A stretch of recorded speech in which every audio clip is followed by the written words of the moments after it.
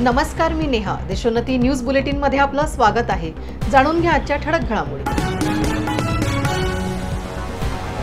विजांचा कडकडाट आणि मेघगर्जनेसह रत्नागिरीतील काल रात्री मान्सूनपूर्व पावसाचे आगमन. मिश्र वातावरणामुळे नागरिकांच्या आरोग्यावर परिणाम. अंतिम टप्प्यातील आंबा पिकांवर देखील परिणाम.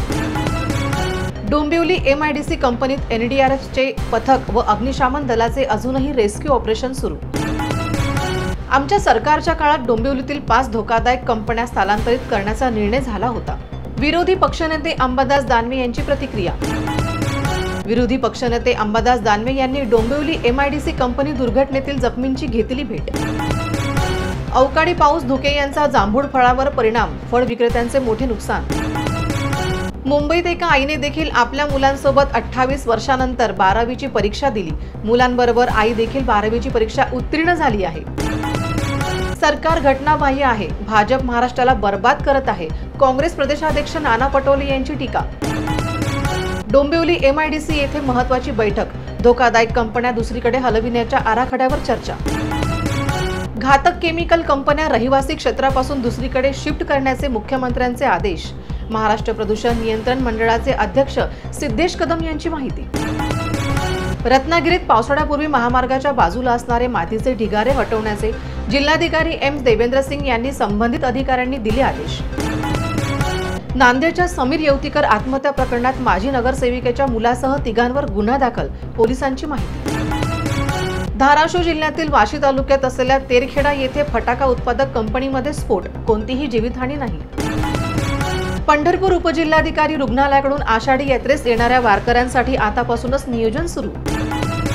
राज्यातील काही भागात अवकाळी पाऊस पडल्याने भाज्यांचे मोठे नुकसान झाले. याचा फटका शेतकऱ्यांना बसला.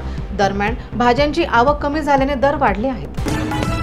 KDMC आयुक्त इंदुराणी जाखड यांच्याकडून MIDC कंपनी दुर्घटनास्थळी पाहणी. आमदार राणा जयजित सिंग पाटील यांनी वादळी वाऱ्यामुळे धाराशिव तालुक्यातील भंडारवाडीमध्ये तात्काळ पंचनामे करण्याची दिली सूचना.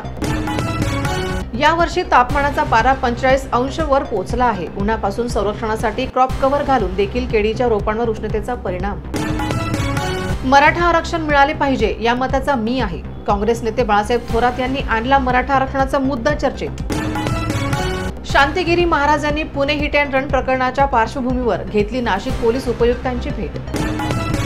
उद्धव ठाकरे यांनी त्यांची एक तरी फाईल दाखवा ज्यात काही निर्णय केला आहे. उपमुख्यमंत्री देवेंद्र फडणवीस यांचे ठाकरेंना चॅलेंज. धुळे जिल्ह्यात सर्रासपणे होत आहे वृक्षांची कत्तल. प्रशासनाचे मात्र दुर्लक्ष. PN पाटील यांची उणीव भरून निघणार नाही. आमदार सतेज पाटील यांनी व्यक्त केले दुःख. वाहन तांत्रिक तपासणी दरम्यान नवी मुंबईच्या घणसोली बस आगारामध्ये बस झाली पलटी. अहमदनगर जिल्ह्यातील अकोले येथील सुगाव प्रवाह नदीत बोट उलटल्याने काल जळगाव जिल्ह्यातील पांढरदच्या वैभव वाघ यांना वीरांगती प्राप्त झाली. हुतात्मा जवान वैभव वाघ यांना शोकाकुळ वातावरणात निरोप.